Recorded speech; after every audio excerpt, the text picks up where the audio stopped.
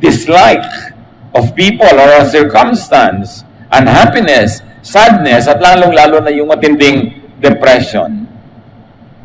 Pagka nagkasakit yung isip, yung puso, sumusunod yung katawan.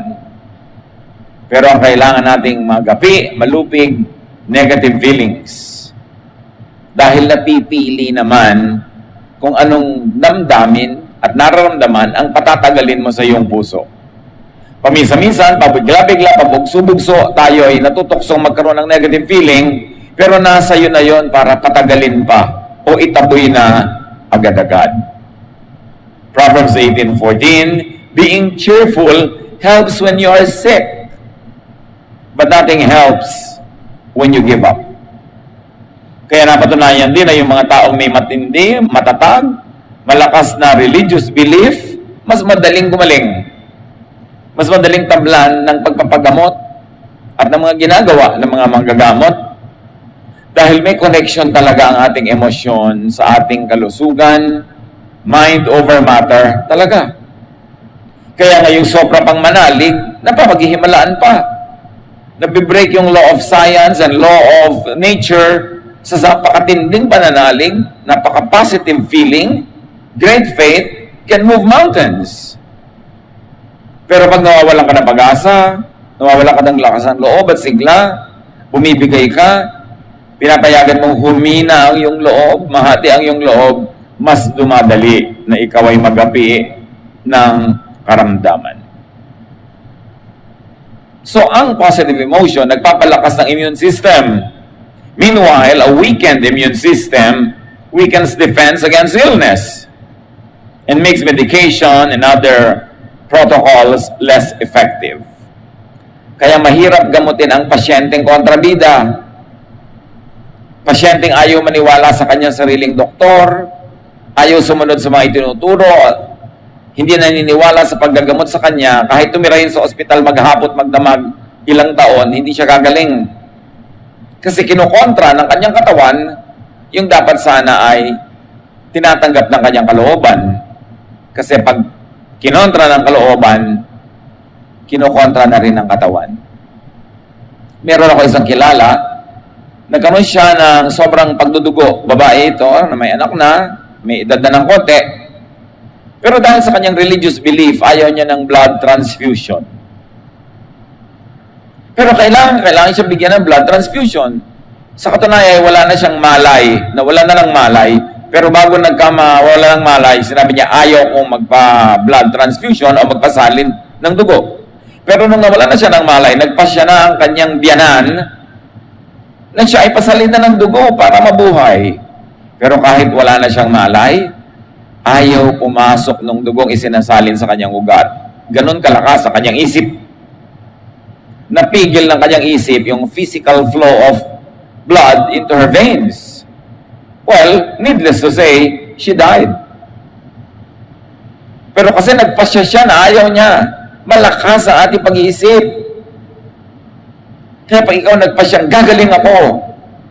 At tinulungan mo ang sarili mong gumaling, napakalaki ng pag-asa na ikay gagaling nga.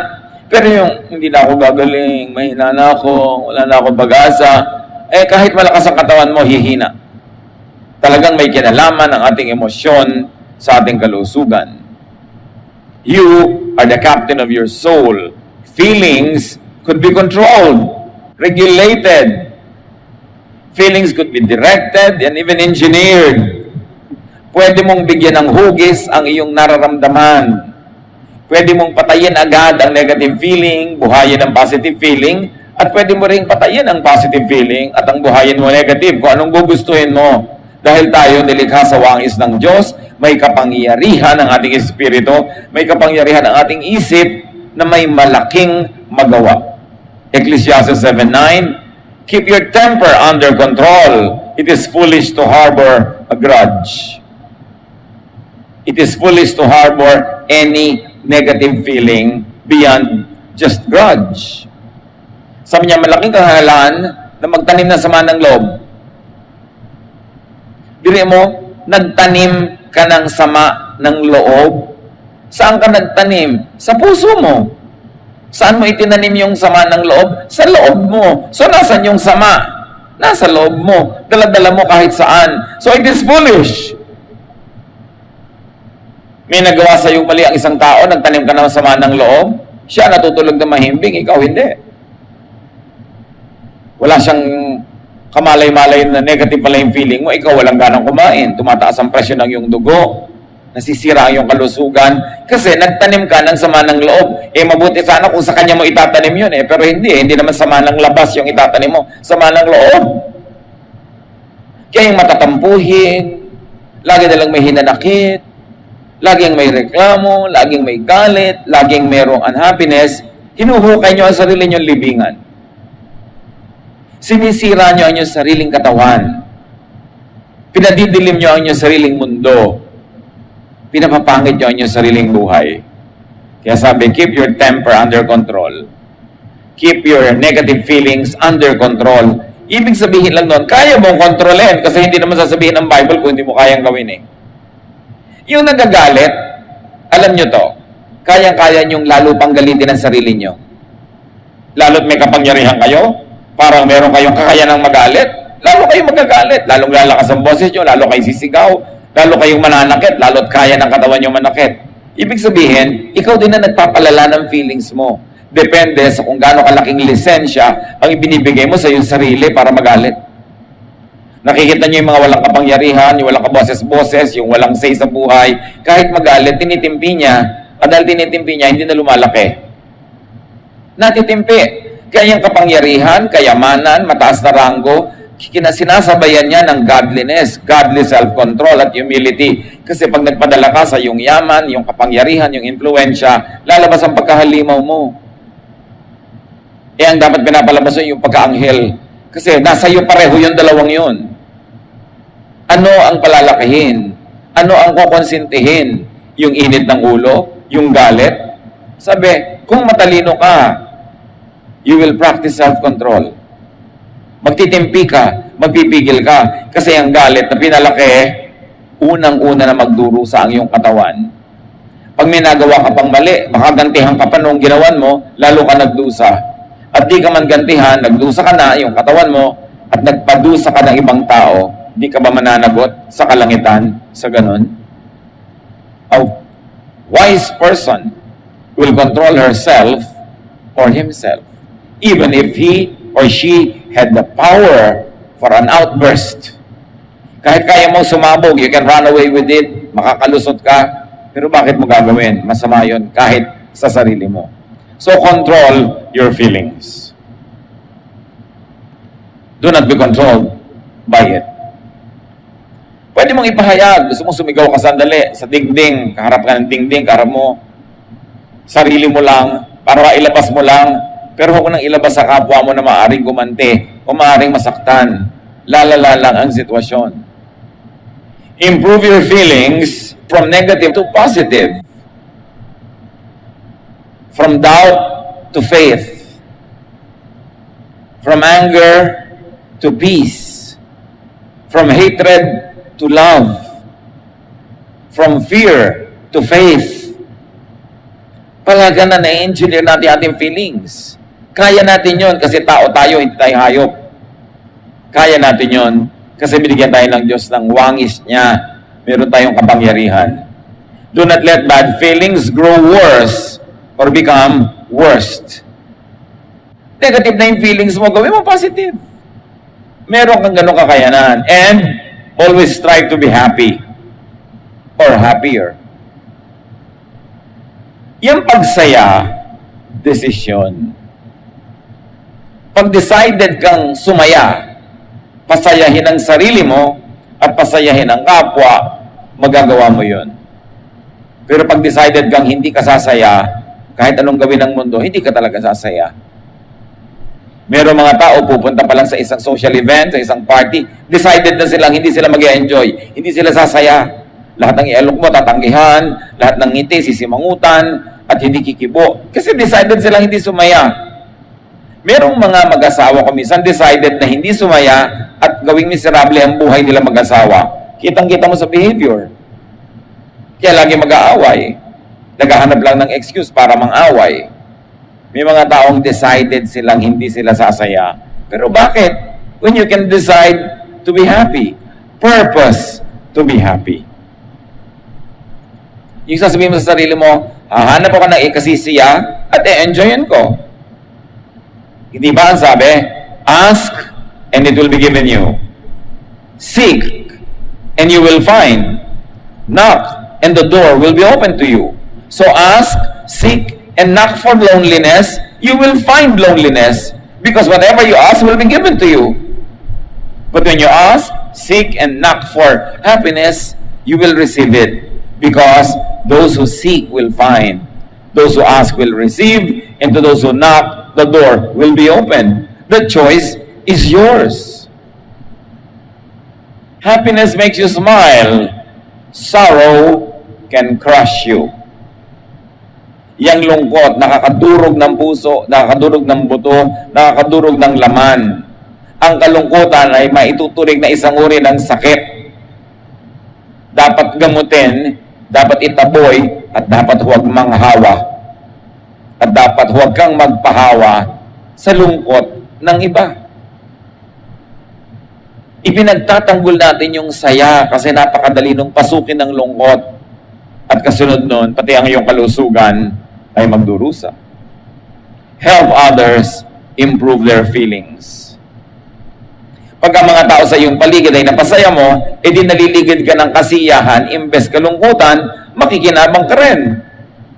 Create a positive environment, especially in your home. May mga bahay na parang impyerno, awayan ng awayan, gulo ng gulo, wala nang ginawa kundi maghanap pa ng kasiraan, magbangayan. Dapat gawin mo ang magagawa mo para improvein yung climate doon. Ikaw ang maging agent of peace where there is war, agent of love where there is hatred, agent of understanding where there is trouble and misunderstanding. Then, pagka tinabla ng ginagawa mo yung iba, magiging agent of positive feelings din sila, hanggang lahat ang ino-contribute sa inyong home positive. Pero ang ino-contribute nyo negative, would you like to live in a home like that? Eh madalas naman wala kang choice, doon ka rin titira.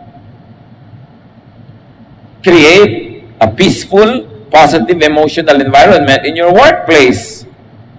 Kaya yung mga mahilig mag-chismis, manira, manggulo, mga agent yan ng kadiliman. Pinapapangit nila yung magandang environment, pinapalungkot nila ang kapwa, at ang sarili nila sinisira din nila. It is important to help others improve their feelings.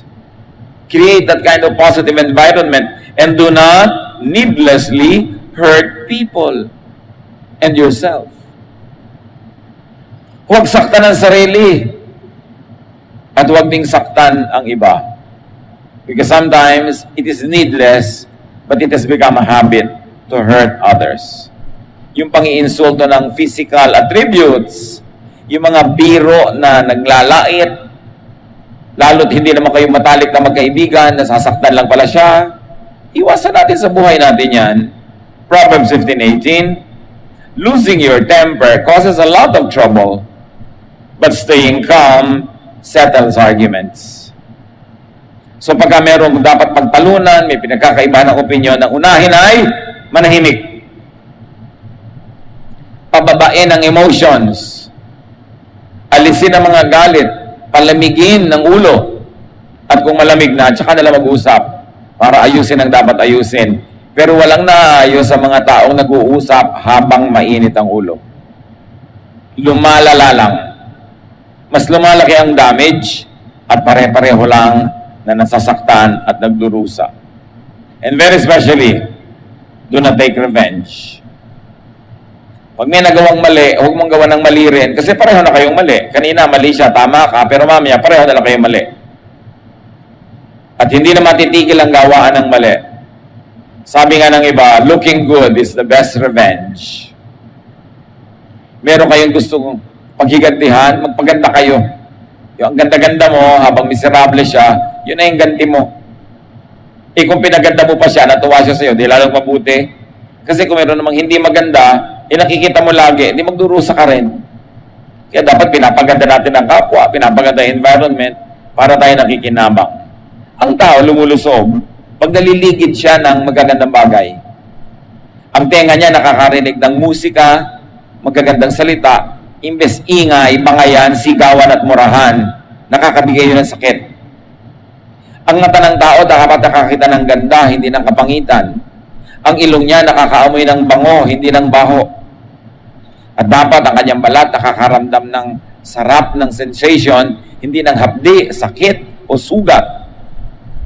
At dapat ang kanyang dila natitikman ay sarap, hindi yung sobrang alat, sobrang pait na hindi masarap sa panlasa. Binigyan tayo ng senses ng Diyos para dagdagan ang appreciation natin sa ganda ng creation. We should feed those senses with positive sensations. It's part of worship. It's part of holiness. It's part of godliness to surround yourself with beauty, with music, with harmony, with balance, because that will make you healthier. At kung nasakta na, at nakapanakit na, repair hurt feelings. Pag nagawa na, di na mabawi, makipag-ayos. Makipag-asundo. Kung ikaw nasaktan, ipaalam mo para magamot ka niya o para huwag ka na niyang patuloy na saktan pa. Kung ikaw nakasakit, humingi ka ng tawad, ayusin mo kung paano ka makakapagbayad-bayad sa naging utang mo doon sa tao para magkaroon ng kapayapaan. Mahirap pumayapa ang puso sa loob kung magulo sa labas. Matthew 18:15, sabi ni Jesus, if one of my followers sins against you, go and point out what was wrong, but do it in private, just between the two of you. Sabi, pagka meron akong tagasunod na nakagawa ng mali sa inyo, nasaktan kayo, sabihin niyo sa kanya. Malay niyo, hindi niya alam. Para malaman niya, huwag na niyang ituloy pa. O malay niyo, alam niya, pero akala niya hindi kayo nasasaktan. So malaman niya nasaktan kayo para huwag na rin niya ituloy. O alam niyang ginawa niya at alam niya sinasaktan niya kayo, pero ipaalam niyo hindi niya dapat ituloy yon. Kasi hindi makakabuti para sa inyo na pareho. Sa ganun, kailangan sabihin nyo. Pero kung may nagkamali sa inyo, na-offend kayo, siya ang sabihan nyo. Huwag niyong ipagsabi sa iba. Yung may mali ang kausapin mo, tahimik lang, pribado, kayong dalawa lang, sarilinan. Para huwag nang lumaki ang gulo. Lumiit ang sugat at gumaling. Eh ngayon, kung may nagawang mali sa iyo itong si Kumare, ipamamalita mo sa mga taong iba, eh di dadami ang magchichismis, dadami mag-uusap, malalaman ni Kumare, lalo siya magagalit, hindi mo na-solve. Dapat pag may problema ka sa isang tao, siya ang kausapin mo privately. Kasi pag may ibang nakikinig, baka kahit mali siya, hindi niya tanggapin dahil sa pride niya. Baka imbes mag-sorry, lalo ka pang awayan dahil may nanonood, nagpapasikat siya. So, spare her feelings, spare his pride, kausapin mo privately. Kung ang gusto mo ay magkaayos. Pero kung may nagawa sa iyong mali ang isang tao at sa iba mo ipinamamalita, hindi ka ayusan ang gusto mo. Gusto mong magkaroon ng mga kakampi dahil gusto mong magkaroon ng giyera, gusto mong marami kang nasa side mo. Kaya pinipresent mo ang sarili mo na kawawa, na siya ay hindi mabuti, na ikay mabuti, para kaawaan ka at kumampi sa'yo. Ang ibig sabihin lang nun, ang gusto mo giyera. Yun lang namang gusto ng giyera, ang may gusto ng kakampi. Pero kung tunay na gusto mong kapayapaan, hindi mo kailangan ng kakampi. Kausapin mo yung nakagawa ng mali at kayong dalawa ang magayos. Minimize damage. Pag may damage na, ang dapat na lang natin gawin, paliitin, maliitin, at gamutin ang damage. Huwag nang palakihin pa. Kaya yung mga chismosa, may nalaman na hindi na dapat na malaman ng iba, ipapamalita pa, that is evil.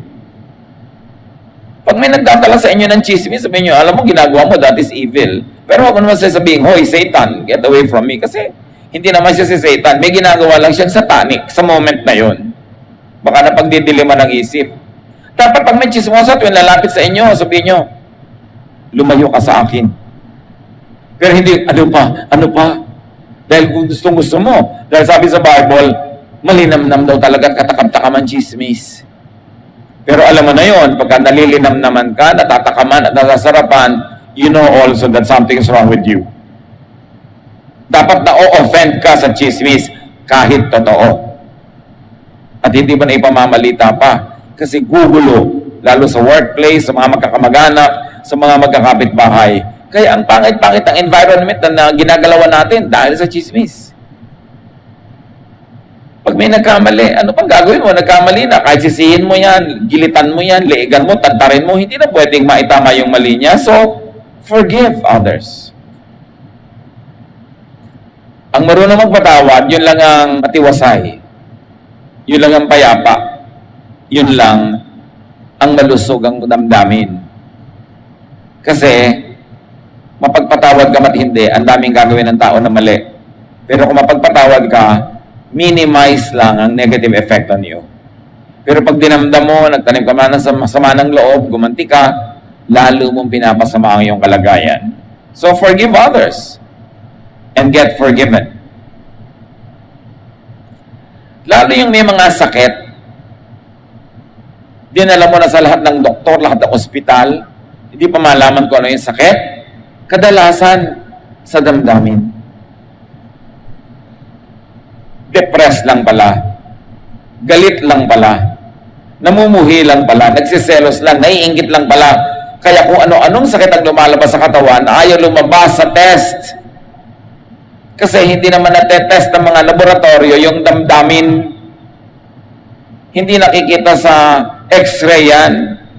Kahit i-CT scan ka, hindi nakikita yung damdamin. Kaya sabi, ano kaya sakit nito? Ba't di natin malaman? Damdamin yun. Kaya mahalaga na malusog ang ating damdamin. At huwag manghuhusga ng kapwa. Kasi pag nanguhusga ka, ang tendency mo, magalit. Mali siya, tama ako. Therefore, magagalit ako sa kanya. Unawain natin ang mga tao, ang mga ginagawa nila may dahilan. May pinanggagalingan sila kung bakit sila nagkakaganon. Luke 6:37-38. Jesus said, don't judge others, and God won't judge you. Don't be hard on others, and God won't be hard on you. Forgive others, and God will forgive you. Napakalinaw dito na kung anong ginagawa mo sa iyong kapwa, yun ang gagawin sa iyo ng Diyos. So ang taong banal, nagpapatawad para patawarin siya ng Diyos. At kung di man siya banal, pero matalino lang siya, magpapatawad din siya, kasi patatawarin din siya ng Diyos. So, be holy and godly, but if you cannot always be holy and godly, at least be wise. What you give to the universe gives back to you. If you give rubbish and trash to the universe, that's what the universe will give you. Pag ginagawan mo ng masama ang paligid, yun ang gaganti sa iyo ng kabaligiran. Pero pag ginagawan mo ng mabuti, yun din ang igaganti sa iyo. Kasi may Diyos. There is God who is just. There is God who is all-knowing, who knows everything that's going on. Kaya ano man ang inuutang mo sa mundo, sisingilin sa iyo ng mundo. Ano man ang ibinibigay mo sa mundo, susuklian ka ng mundo. If you give to others, you will be given a full amount in return. It will be packed down, shaken together, and spilling over into your lap. The way you treat others is the way you will be treated. Kung paano mo itrato ang iba, ganon ka itatrato ng kalangitan. Kaya ganoon din sa pagbibigay. Sabi ko, magbibigay ka rin lang, damihan mo na, siksik, liglig, umaabaw. Kasi yung ibinibigay mo, yun din ang ibabalik sa'yo. So, dapat godly ka, kaya ka mapagbigay, at kung hindi ka man godly, matalino ka man lang. Kasi yung itinatanim, inaani. When you give to the universe gives back to you in greater amounts. So, feel good towards your health, your wellness, and your healing. Gano'n sa ating karami ang mga laging may nararamdamang sakit ng ulo, sakit ng likod, sakit ng dibdib, na hindi na maipaliwanag ng siyensya at medisina. Baka naman negative feelings lang yan. Gano'n sa atin na hindi mapagkatulog. Yung iba naman, ayaw nang gumising pag nakatulog. Kabaligtaran. May emotional problem din yun. Lahat ng hindi balanced, hindi correct, meron yan emotional and spiritual equivalent. Dapat balance tayo. Panginoon, siyasatin niyo po kami. Sa bawat isang narito, kayong nakakaalam ng kalusugan. Kayong nakakaalam ng emosyon. Kayong nakakaalam ng laman ng aming puso, kung ito may pasalamat o reklamo. Ito ba ay pagmamahal o pagkamuhi?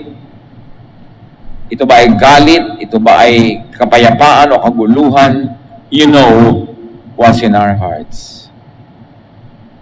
Ang dalangin namin sa sandaling ito, Panginoon, patawarin mo kami kung sinisira namin ang aming sariling puso at katawan at kalusugan dahil sa negative emotion na iniimbento namin o pinapayagang dumapo at magtagal sa aming puso. Sa sandaling ito, mga kapatid, sa presensya ng Diyos na narito ngayon sa ating kalagitnaan, ilapit natin ang ating emosyon. Sino man ang magagalitin, tampuhin, madaling mainis, mahilig maghiganti, mahilig magtanim ng sama ng loob, may kinikimkim na mga galit, panibugo, inggit o selos, isuko natin lahat sa Panginoon. Hayaan natin na ang pagsusuko natin ng mga bagay na ito ay maging dahilan ng paglusog ng ating katawan, ng ating isip, at pagsaya ng ating buhay. Spend some time with the Lord in silence. Pasiyasat sa Espiritong Banal kung ang puso natin ay sisidlan ng mga negative feelings, anger,